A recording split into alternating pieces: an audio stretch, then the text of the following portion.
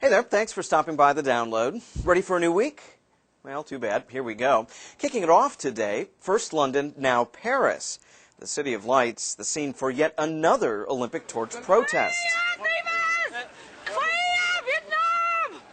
Yeah, better get used to this, folks. Pro-Tibetan activists trailing the Olympic torch here in Paris. Hundreds gathering to block the torch progression, or at least just make it really difficult. French hurdler Stéphane Diagana here, the first runner, coming down from the Eiffel Tower, and immediately surrounded by police. Some of them on rollerblades. Pretty cool. Not so cool, the torch twice extinguished, not by crowds, but by Olympic officials as a precaution. And poof, out it goes. More protests elsewhere are promised. Not extinguished, Tehran's continued efforts toward uranium enrichment. Iranian foreign minister making that notion clear at a press conference on Monday.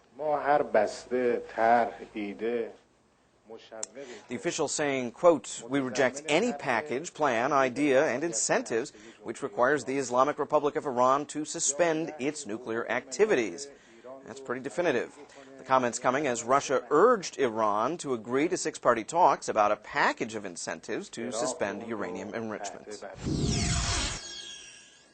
Well, after those first two items, how about a little something encouraging? Now, how often do you see this? Israeli Prime Minister Olmert and Palestinian President Abbas looking like old friends, or at least partners in the U.S.-backed peace plan. These are the first discussions in months held in Jerusalem. Well, handshakes aside, Israel warning Palestinians to rein in militants, Palestinians warning Israel about expanding settlements. Both sides agreeing to keep the discussions going, especially when they get such nice lunches. Behold his mighty hand! Yeah, maybe they could use this guy, except sadly he's no longer with us. Actor Charlton Heston, who played everyone from Moses to Michelangelo, died Saturday at his Beverly Hills home. Take your stinking paws off me, you damn dirty ape! Yeah, I had to put that one in. Heston famous for many things, parting the Red Sea for one, heading up the National Rifle Association for another. Less well known, his work in the 60s to support civil rights and the work of Dr. Martin Luther King Jr. Heston and his wife Lydia, in later years, dealing with his degenerative disease, widely thought to be Alzheimer's. Charlton Heston, the man who grew up chopping trees in Michigan and became one of Hollywood's most famous actors, was 84 years old. Charlton Heston grew rich and famous for playing heroes.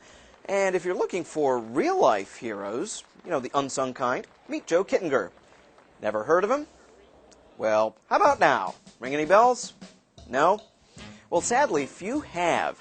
48 years ago, when we didn't know much, if anything, about how humans could survive in space, Kittinger voluntarily wrapped himself in an experimental suit, strapped himself into an experimental balloon, ascending for an hour and a half, all to do this. Geronimo!